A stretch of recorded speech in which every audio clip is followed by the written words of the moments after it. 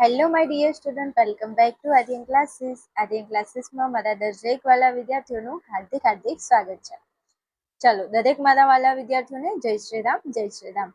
આજના વિડીયોની અંદર વિદ્યાર્થીઓ આપણે આપણી રામબાણ ટોપર બેચ અને ધોરણ 12 તત્વજ્ઞાન વિષયની અંદર આપણું જે ચેપ્ટર નંબર 3 છે, જેનું નામ છે અનુમાનના નિયમો. આ ચેપ્ટરને આજે આપણે સરસ મજાનું ભણવાનું છે. મને ખબર છે ગુજરાતના એવા તમામ વિદ્યાર્થીઓ જે હાલ મારો વિડીયો જોઈ રહ્યા છે ને એમના મનમાં એક પ્રોબ્લેમ, એક ટેન્શન તો હશે જ. શું કે બેન, અનુમાનના નિયમો આ જે ચેપ્ટર છે ને અમને બિલકુલ આવડતું નથી. જો તમને એવી પૂછવામાં એવી વાત કરવામાં આવે કે તત્વજ્ઞાનની અંદર તમને સૌથી વધારે કયું ચેપ્ટર નથી આવડતું, કયું ચેપ્ટર તમને સૌથી વધારે અઘરું લાગે છે, તો તરત તમે કહેશો અમને ચેપ્ટર 3 નથી આવડતું. પણ એ તમારી માનસિકતા એકદમ ખોટી છે. મારા ક્લાસમાં મારી જોડે મારી ઓનલાઈન જે બેચ ચાલુ છે, બેચનું નામ છે રામબાણ ટોપર બેચ. આ જે બેચ ચાલુ છે એમાં ગુજરાતના હજારો વિદ્યાર્થીઓ ભણી રહ્યા છે અને ગઈ સાલ પણ હજારો વિદ્યાર્થીઓ આપણે એપ્લિકેશનમાં જોઈન થઈ અને ભણતા હતા. ઘણા એવા વિદ્યાર્થીઓ છે જેમને તત્વજ્ઞાનમાં 100 માંથી 100 માર્ક આવ્યા છે. તો શું 100 માંથી 100 માર્ક આવ્યા છે તો તત્વજ્ઞાનનું ત્રીજું ચેપ્ટર આવડતું હશે ત્યારે 100 માંથી 100 આવ્યા હશે ને? તો તમારી જે માનસિકતા છે એકદમ ખોટી છે કે તત્વજ્ઞાનનું ત્રીજું ચેપ્ટર અઘરું છે. અઘરું નથી, તમે એને ભણતા નથી, તમે એને સમજતા નથી. એના માટે આ ચેપ્ટરને સમજવા માટે શું જરૂરી છે એ તમને ખબર નથી, એટલે તમને અઘરું પડે છે. પણ ચિંતા કરવાની જરૂર નથી. આર્યન ક્લાસીસ અને હું તમારી સાથે છું. આપણે આ ચેપ્ટરને એવી રીતે મસ્ત મજાનું શીખવાનું છે, ભણવાનું છે કે આમાંથી પૂછાતા 13 ગુણના પ્રશ્નોમાંથી હું તમને ગેરંટી ચેલેન્જ સાથે કહું છું, દાવા સાથે કહું છું કે 13 માંથી તમારો 1 માર્ક્સ નહીં કટ થવા દો. જો તમને મારી ઉપર વિશ્વાસ હોય તો એકવાર વિશ્વાસ હોય તો કમેન્ટ કરી લેજો.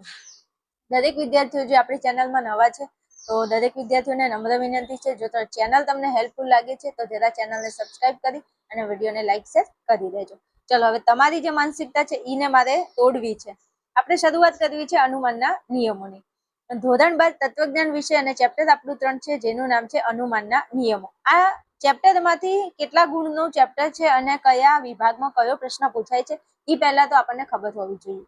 કોઈ પણ ચેપ્ટરની શરૂઆત કરીએ આપણે તો એનો ગુણભાર આપણને પહેલા તો ખબર હોવી જોઈએ. તો હવે હા, જે ચેપ્ટર છે 3જા નંબરનું, એ ચેપ્ટર હાલ હું બોર્ડની વાત કરું છું ભાઈ, કે બોર્ડ એક્ઝામની અંદર આ તમારું જે ચેપ્ટર છે 3જા નંબરનું ચેપ્ટર એ કેટલા ગુણમાં પૂછાય છે? તો આપણું આ ચેપ્ટર ભાઈ 13 ગુણમાં પૂછાય છે. કેટલા ગુણમાં? 13 ગુણમાં આપણું ત્રીજું ચેપ્ટર પૂછાય છે. હવે આમાંથી કયા કયા વિભાગમાં કયા પ્રશ્નો પૂછાય છે તો વિભાગ એ ની આપણે વાત કરીએ તો વિભાગ એ ની અંદર મારા વાલા, મારા કલેજાઓ, મારા કાળજાના કટકાઓ, વિભાગ એ ની અંદર તમને આ ચેપ્ટરમાંથી 2 MCQ પૂછાય છે, એટલે 2 ગુણ. આપણા સ્વાધ્યાયના 10 MCQ છે, 10 MCQ કરી નાખો એટલે 2 ગુણ પાક્કા વિભાગ એમાં. પણ બેન, તકલીફ ત્યાં જ છે, એ MCQ નથી આવડતા. પણ બેટા, તકલીફ ત્યાં છે કે MCQ ક્યાંથી આવડે? તમને નિયમો નથી આવડતા. આજે નિયમોના છોતરા પાડી દે એવા તમને નિયમો ભણાવવાની છું. એટલે આ ચેપ્ટરમાંથી જે દાખલા તમને પૂછાય છે ને એ નથી આવડતા ને એવો સવાલ જ પેદા નથી થતો. હા, તો વિભાગ એ ની અંદર 2 MCQ પૂછાય છે. ચલો, વિભાગ બી માં શું પૂછાય છે? તો વિભાગ બી ની અંદર કન્ફર્મ જ છે બોર્ડની એક્ઝામમાં એક પ્રશ્ન વિભાગ બી માં પૂછાય છે અને 1 ગુણ. 1 ગુણ તમારો ક્યાંથી આવે છે? તો અનુમાનના 8 નિયમો છે. 8 નિયમનું કાં તો તમને રૂપ પૂછાય, કાં તો તમને એનું સંક્ષેપ નામ પૂછાય, કાં તો એનું પૂરું નામ પૂછાય. આ 3 માંથી કોઈ પણ એકાદો પ્રશ્ન તમને વિભાગ બી માં પૂછાય છે. તો હું એમ કહું છું ભાઈ કે અનુમાનના 8 નિયમો, તેનું રૂપ, તેનું સંક્ષેપ નામ અને તેનું પૂરું નામ, આટલું 3 વસ્તુ જો તમે તૈયાર કરી લ્યો તો તમારે આ ચેપ્ટરના વાતની ખમા અને મજા થઈ જાય કાયમના માટે. 1 માર્ક્સ તમારો અહીંથી કટ ના થાય. હા, આ હું તમને ગેરંટી અને દાવા સાથે કહું છું કે 13 ગુણમાંથી 1 માર્ક્સ તમારો અહીંયા કટ ના થવો જોઈએ જો તમે સારી રીતે 8 નિયમો તૈયાર કરી લ્યો તો. હવે તમને નિયમો યાદ નથી રહેતા તો આ વિડીયોની અંદર હું એકદમ ઈઝી ટ્રીક સાથે તમને નિયમો ભણાવવાની છું.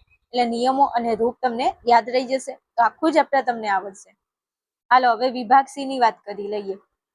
વિભાગ સી માં એકચ્યુઅલી કેટલા પ્રશ્નો પૂછાય છે? તો વિભાગ સી માં ચેપ્ટરમાંથી ભાઈ 2 પ્રશ્નો પૂછાય છે. શું? વિભાગ સી માં આ ચેપ્ટરમાંથી 2 પ્રશ્નો પૂછાય છે, એટલે 4 ગુણમાં તમને આ ચેપ્ટર વિભાગ સી માં પૂછાય છે. પ્રશ્ન નંબર 1 માં તમને શું પૂછાશે? તો પ્રશ્ન 1 માં 8 નિયમ જે છે, 8 નિયમનું તમને રૂપ પૂછાય અને કથન પૂછાય. જો રૂપ તો બધી જગ્યાએ આવશે. આ ચેપ્ટર રૂપ ઉપર આધાર રાખે છે, એટલે રૂપ તો આપણે પહેલા તૈયાર કરીશું. 8 નિયમનું રૂપ અને કથન. રૂપ લખો એનો 1 માર્ક્સ અને કથનનો 1 માર્ક્સ, એમ કરીને 2 ગુણ તમને એક પ્રશ્નના મળશે. બીજો પ્રશ્ન જે છે એ પ્રશ્નમાં તમને મનોયત્ન 3.1 નો પ્રશ્ન નંબર 2 ની ખાલી જગ્યા તમને પૂછાય છે. પડી સમજણ? તો આ ખાલી જગ્યાના તમને 2 ગુણ મળે છે. એમ કરીને ટોટલ 4 ગુણ વિભાગ સી માં તમને આ ચેપ્ટરમાંથી મળવાના છે. પણ એવી તમારી તૈયારી હોવી જોઈએ. તૈયારી ના થતી હોય તો આર્યન ક્લાસીસ અને હું તમારી સાથે છું. મને ફોલો કરશો, મારી ચેનલને ફોલો કરશો, 100% તમે સારા ગુણ તત્વજ્ઞાનમાં લાવી શકો છો. ચાલો વિભાગ સી પૂરું. વિભાગ ડી ની વાત કરીએ. વિભાગ ડી માં કયા એવા પ્રશ્નો છે જે પૂછાય છે? તો વિભાગ ડી ની અંદર પણ 2 પ્રશ્નો પૂછાય છે. 100 ગુણ તમને વિભાગ ડી માં મળી જાય છે. કયા કયા પ્રશ્નો પૂછાય છે? તો પ્રશ્ન નંબર 1 માં તમને મનોયત્ન 3.1 નો પ્રશ્ન નંબર 3 માં રૂપલક્ષી સાબિતીની ખાલી જગ્યાઓ આપેલી છે. આ રૂપલક્ષી સાબિતીની ખાલી જગ્યા તમે પૂરો એટલે તમને 3 ગુણ મળી જશે. ઓકે. પછી પ્રશ્ન નંબર 1 માં તમને મનોયત્ન 3.1 નો પ્રશ્ન નંબર 4 જેમાં રૂપલક્ષી સાબિતી રચીને સિદ્ધ કરવાની છે. આના તમને 3 ગુણ મળશે. એમ કરી અને ટોટલ 6 ગુણ તમારા વિભાગ ડી માં થઈ જાય છે. ઓકે. તો આ 2 વસ્તુને યાદ રાખશો. વિભાગ ડી માં 2 પ્રશ્નો પૂછાય છે. કયા કયા પ્રશ્નો પૂછાય છે? મનોયત્ન 3 નો પ્રશ્ન નંબર 3 એમાં 10 દાખલા આપેલા છે. અને મનોયત્ન 3.1 નો પ્રશ્ન નંબર 4 એમાં લગભગ 40 કે 60 જેટલા દાખલા આપેલા છે. એમાં તમારે રૂપલક્ષી સાબિતી રચીને સિદ્ધ કરવાની છે. આમાંથી કોઈ પણ પ્રશ્ન તમને આ વિભાગ ડી માં પૂછાઈ શકે છે. એકવાર મારી સાથે જોડાયેલા રહેજો. 1000% ગેરંટી અને દાવા સાથે તમને આ બે આ પણ પ્રશ્ન ત્રીજો અને ચોથો 2 પ્રશ્નો તમને ઘૂઘરાની જેમ શીખવાડી દઈશ. ઓકે. ચાલો હવે આગળ વધવું છે મારે. તો હવે આપણે અનુમાનના પહેલા તો 8 નિયમને ભણી લઈશું. આપણા ચેપ્ટરની શરૂઆત કંઈક અહીંથી થાય છે. અનુમાનના કેટલા નિયમો છે? તો કે 8 નિયમો છે. પહેલા નિયમ તૈયાર કરો ને ભાઈ, ચેપ્ટર તો આવડશે, એમને આવડશે, નિયમો યાદ રાખી લો પહેલા. તો અનુમાનના બેટા 8 નિયમો છે. કયા કયા? MP, MT, HS, DS, CD, simp, કોન્જ અને એડ. હવે આ નિયમો યાદ ન રહે તો એના માટે એક તમારા માટે સોંગ ગાઈ લઉં. સોંગમાં કંઈક એવું છે કે MP, MT, HS, DS, CD, simp, conj, add. આટલું આવડે? MP, MT, HS, DS, CD, simp, conj, add. હવે તમે ઉઠતા, બેસતા, નાતા, ધોતા, ખાતા, પીતા, ચાલતા, હાલતા, ફરતા, તમે જે કરતા હોય એ ટાઈમે તમારે આટલા નિયમોને મસ્ત તૈયાર કરી લેવાના. અને આપણે કેવા ગીતો ગાતા હોય, આપણને જે ગીત ગમતું હોય એ ગીત આપણે કેવું હરતા ફરતા, ખાતા પીતા, ઉઠતા બેસતા, બોલતા હોય ને ગાતા હોઈએ. તો બસ અત્યારે તમારે આ ગીતને ગાવાનું છે. કયું ગીત ગાવાનું છે? MP, MT, HS, DS, CD, simp, conj, ad. MP, MT, HS, DS, CD, simp, conj, ad. વાત પૂરી. આટલા 8 નિયમો તૈયાર કરો. ચલો આ એના સંક્ષેપ નામ છે. આ એના સંક્ષેપ નામ છે. સંક્ષેપ એટલે ટૂંકા નામ છે. હવે આપણે એના પૂરા નામ અને એનું રૂપ જોઈએ છીએ. ચલો આગળ લઈ જાઉં તમને ટોપિકમાં. ચલો પહેલો જ આપણો નિયમ છે જેનું નામ છે પૂર્વાંગના સ્વીકાર પરથી ઉત્તરાંગના સ્વીકારને લગતો નિયમ. પહેલા નંબરનો નિયમ પૂર્વાંગના સ્વીકાર પરથી ઉત્તરાંગના સ્વીકારને લગતો નિયમ. સંક્ષેપમાં એને આપણે કહીશું એમપી નો નિયમ. હવે એમપી નું રૂપ હું અહીં લખું છું. પી શરતી ક્યુ આ પી તેથી આ ક્યુ. હવે સાંભળજો. આ જે નિયમ છે એમાં ભાઈ એમ કીધું છે કે પહેલા પૂર્વાંગનો સ્વીકાર કરો અને પછી ઉત્તરાંગનો સ્વીકાર કરો. તો હવે ઈધર દેખો, ઈધર એક ફરીથી હું તમને લખીને બતાવી દઉં. એનું રૂપમાં તમે જુઓ પી શરતી ક્યુ, અહીંયા પી તેથી આ ક્યુ. તો બેટા આ પી છે એને પૂર્વાંગ કહેવાય, બરોબર. આ ક્યુ છે એને ઉત્તરાંગ કહેવાય. તો કે ઓકે. આ પી પૂર્વાંગ અને ક્યુ ઉત્તરાંગ. હવે અહીંયા નિયમમાં શું કીધું છે કે પહેલા પૂર્વાંગનો સ્વીકાર કરો. તો પૂર્વાંગમાં પી છે તો આપણે પહેલા પી નો સ્વીકાર કર્યો, જુઓ અહીંયા. અને પછી કીધું છે ઉત્તરાંગનો સ્વીકાર કરો. તો ઉત્તરાંગમાં ક્યુ છે તો પછી આપણે ક્યુ નો સ્વીકાર કર્યો. ઓકે. તો કે ઓકે. તો આટલું તો યાદ રહે ભાઈ. પી શરતી ક્યુ આવું તો આપણે લખી શકીએ ને. પહેલું બીજું ચેપ્ટર ભણ્યા તો પી શરતી ક્યુ એકલું યાદ ન રહે? તો કે હા યાદ રહી જાય આપણને. તો પહેલા પી ને નીચે ઉતારો, પછી ક્યુ ને નીચે ઉતારો. લે આમાં શું યાદ નથી રહેતું? રોતરા રોવે. તત્વજ્ઞાન નહીં આવડતું? તું સોની મોની ના આવડતું તું તૈયાર કર. એમાં તારે રોવાનું ક્યાં આવે છે મારા વાલા? રોવાનું નહીં, બિલકુલ રડવાનું નહીં. તૈયારી કરો. લખો 5 વખત લખો, 10 વખત લખો, 50 વખત નિયમ લખો. 50 વખત લખતા જો તમને ન આવડે તો મને કહેજો. એટલે ભાઈ 10 વખત લખશો ને તો નિયમ આવડી જશે. બીજું સાંભળો. એક વસ્તુ યાદ રાખો, રૂપની અંદર નાના અક્ષરો આવશે, ABCD ના નાના અક્ષરો, કારણ કે રૂપની રજૂઆત માટે પરિવર્તીનો ઉપયોગ થાય અને પરિવર્તી એટલે ABCD ના નાના અક્ષરો. તો રૂપની અંદર હંમેશા આપણે નાના અક્ષરો લખીશું અને રૂપમાં નાના અક્ષરો એટલે કયા? P, Q, R અને S. બરોબર. રૂપની અંદર નાના અક્ષરો એટલે કયા? તો કે P, Q, R અને S. બરોબર. વાતમાં ખબર પડી? P, Q, R, S. રૂપમાં નાના અક્ષરો એટલે P, Q, R, S. આપણે આ અનુમાનના 8 નિયમો છે, આ નિયમોની અંદર આપણે રૂપ જે છે, તો રૂપની અંદર આપણે કોનો ઉપયોગ કરીશું? તો કે PQRS નો ઉપયોગ કરીશું. આ ચારમાંથી જેની જરૂર પડે એનો આપણે ઉપયોગ કરીશું. તો આ પહેલો નિયમ છે જેને કહીશું MP નો નિયમ. તો MP ના નિયમની અંદર ખાલી P અને Q ની જરૂર પડી છે, તો PQ થી કામ આપણું થઈ જાય છે. તો P શરતી Q, પછી P નો સ્વીકાર અને પછી Q નો સ્વીકાર. તો લખો પૂર્વાંગના સ્વીકાર પરથી પૂર્વાંગનો સ્વીકાર એટલે P નો સ્વીકાર કર્યો અને પછી ઉત્તરાંગનો સ્વીકાર, ઉત્તરાંગ એટલે Q. તો પૂર્વાંગના સ્વીકાર પરથી ઉત્તરાંગના સ્વીકારને લગતો નિયમ, આ એનું રૂપ છે. P શરતી Q, P તેથી ને Q. સંક્ષેપમાં તેને MP કહીશું. બરોબર. કાંઈ અઘરું, બિલકુલ અઘરું નથી, યાદ રાખી લો એટલે વાત થાય પૂરી. જો રૂપ અહીંયા મેં તમને લખીને આપ્યું છે, P શરતી Q, આ P તેથી આ Q.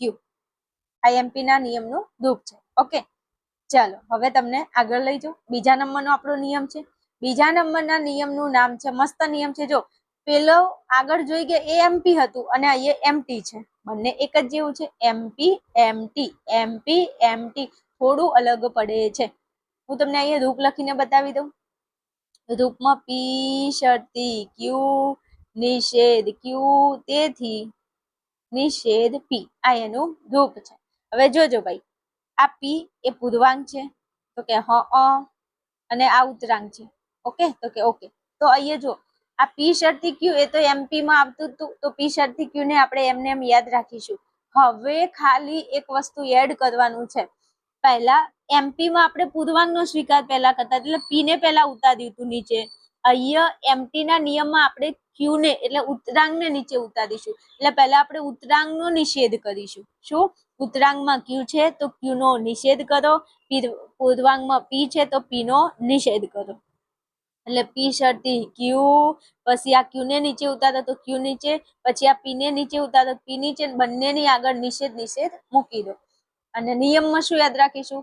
તો કે ઉત્તરાંગના નિષેધ પરથી આ ઉત્તરાંગ એટલે Q, Q નો નિષેધ. જો અહીંયા Q નો નિષેધ કર્યો કે નહીં? તો કે હા કર્યો ને. જો પેન બદલું બતાવું. આ P શરતી Q આપણે લખ્યું કે નહીં? તો કે હા બેન લખી દીધું. પછી આપણે Q ને નીચે ઉતારી દીધું? તો કે હા. તો આ Q ને નીચે ઉતારી દીધો. તો Q ને નીચે તો ઉતાર્યો, પણ Q નો આપણે નિષેધ કર્યો. તો લખો કે ઉત્તરાંગના નિષેધ પરથી, ઉત્તરાંગ એટલે Q, Q નો આપણે નિષેધ કર્યો. તો અહીંયા Q નો નિષેધ નહીં લખવાનો, ઉત્તરાંગના નિષેધ પરથી, પછી P પૂર્વાંગ છે તો P ને નીચે લાવ્યા, પણ P ની આગળ એ નિષેધ કર્યું છે. તો લખો ઉત્તરાંગના નિષેધ પરથી પૂર્વાંગનો નિષેધ, P નો નિષેધ. તો પૂર્વાંગના નિષેધને લગતો નિયમ, અને તેને આપણે સંક્ષેપમાં MT કહીએ છીએ. Is it clear? વાતમાં ખબર પડી? P શરતી Q, નિષેધ Q તેથી નિષેધ P. હવે તમને MP અને MT જો આ બંને નિયમ સાથે સમજાવું છું. MT નું રૂપ અને MP.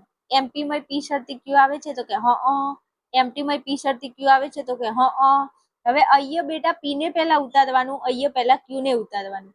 MP માં પછી નીચે આવશે Q, તો MT માં નીચે આવશે P.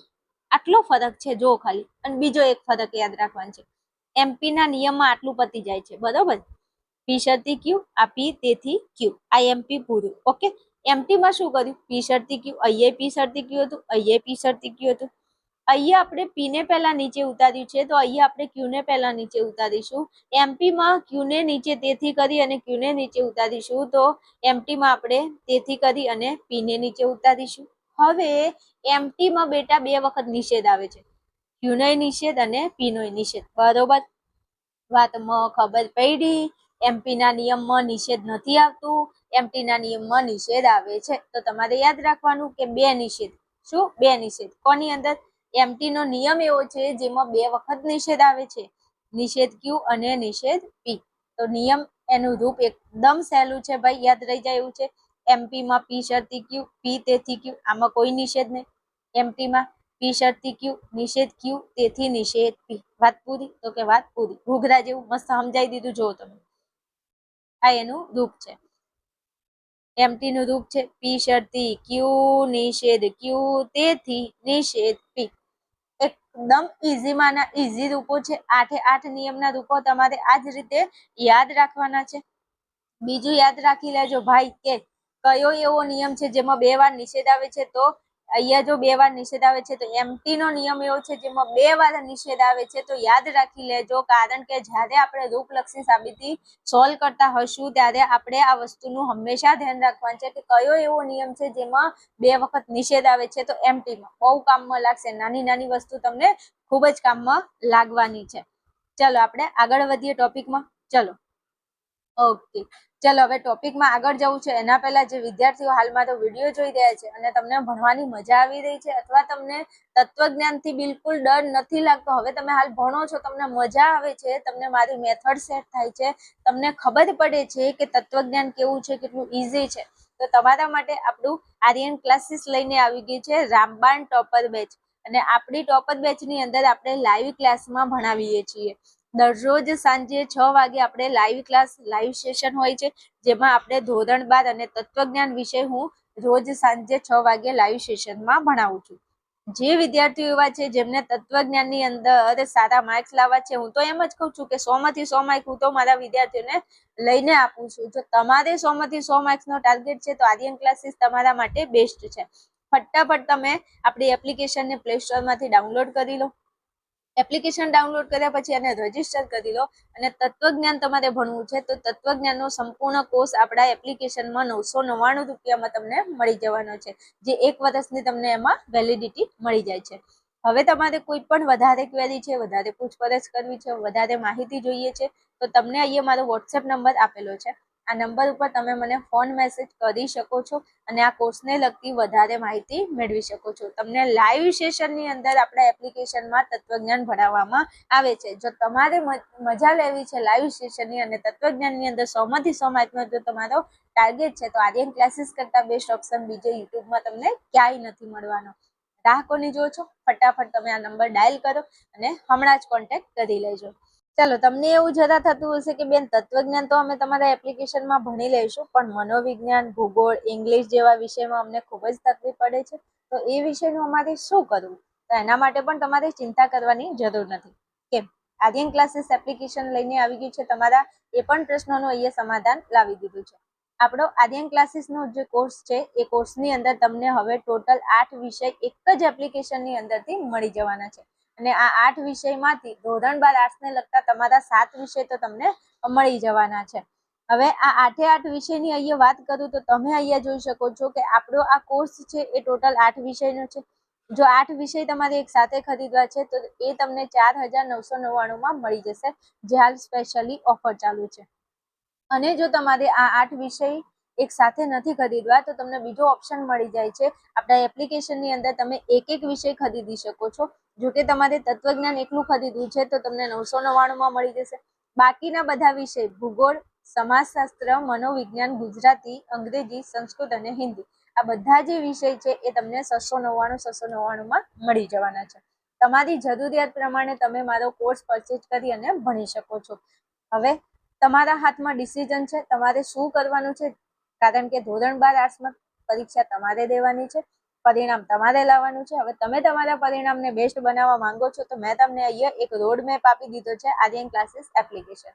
હવે તમારા હાથમાં છે એપ્લિકેશનને ડાઉનલોડ કરવું, રજીસ્ટર કરવું, પેમેન્ટ કરવું અને ભણવાનું ચાલુ કરવું.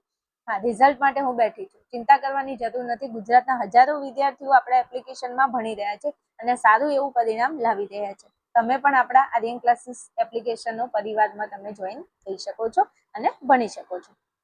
ચાલો, વધારે માહિતી માટે મેં તમને નંબર આપી દીધો છે, એમાં તમે ફોન મેસેજ કરી લેજો. ચાલો આગળ વધીએ. આપણે ભણતા હતા. હવે ત્રીજા નંબરનો આપણો નિયમ છે જેનું નામ છે સોપાધિક સંવિધાનને લગતો નિયમ. ત્રીજા નંબરનો આપણો જે નિયમ છે એમાં સોપાધિક સંવિધાનને લગતો નિયમ. હવે આ જે નિયમ છે એને ટૂંકમાં આપણે HS નો નિયમ કહીશું. કયો નિયમ? HS નો નિયમ આપણે કહીશું. તો યાદ રાખવાનું છે, સોંપો 3 કામ HS ને, આવું યાદ રાખવાનું છે. સોંપો 3 કામ કોને? એચએસ ને. શું? સોંપો સોપાધિક સંવિધાનને લગતો નિયમ. એમાં એવું યાદ રાખવાનું કે સોંપો 3 કામ એચએસ ને. કેમ આવું યાદ રાખવાનું છે? આપણા ઘરે કોઈના લગ્ન હોય તો આપણે નહીં બધાને કામ વેચીને આપતા કે ભાઈ આ કામ તારે કરવાનું, આ કામ તારે કરવાનું. એમ આપણે સોપાધિક સંવિધાનમાં યાદ રાખવાનું કે સોંપો 3 કામ એચએસ ને. એચએસ છે ને 3 કામ કરશે. કેમ એચએસ ને 3 કામ કરાવવાના છે? તો એચએસ જે નિયમ છે, એચએસ ના નિયમના રૂપમાં 3 વિધાનો આવે છે. પહેલું આધાર વિધાન, બીજું આધાર વિધાન અને ફલિત વિધાન. એટલે અહીંયા 3 વિધાનો આવે છે, એટલે 3 કામ યાદ રાખવાના. એટલે તમારે ભૂલથી ભૂલ ન થાય રૂપમાં.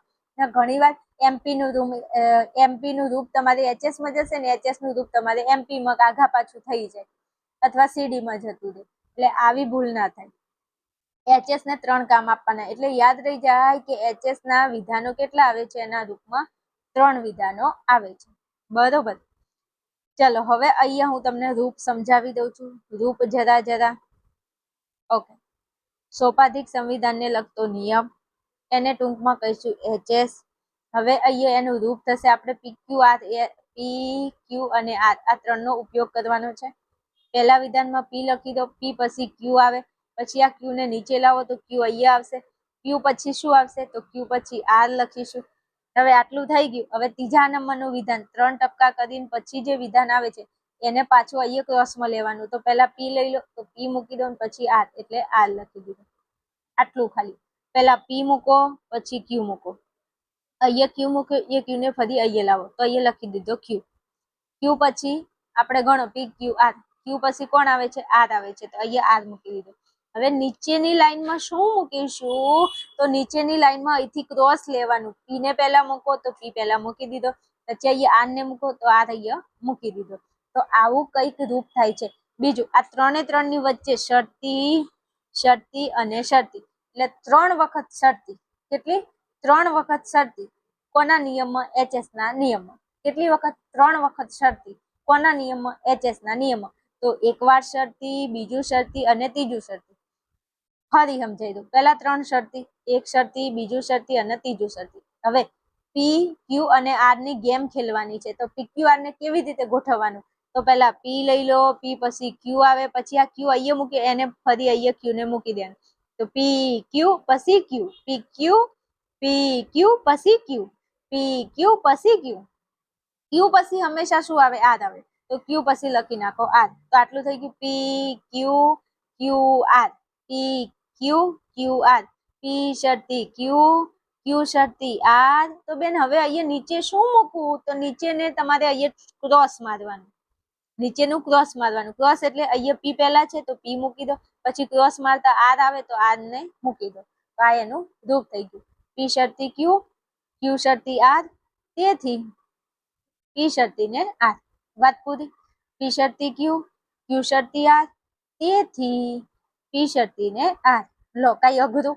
આવી રીતે એક રમકડા જેવું છે ભાઈ તત્વજ્ઞાન. એક રમકડા જેવું છે. રમકડાની જેમ તમારે તત્વજ્ઞાનની ખાલી ટોપી ફેરવવાની છે. એટલે ભાઈ એબીસીડી માં રમવાનું છે. અહીંયા જો પી મૂકી દીધો, પછી ક્યુ મૂકી દીધો, ફરી ક્યુ ને નીચે લાવ્યો, ક્યુ પછી આર આવે, આર મૂકી દીધો, પછી ક્રોસ લઈ લો, પી અને આર. લે, આ એબીસીડી ની એક રમત જેવું છે. તમને રમતા આવડવું જોઈએ.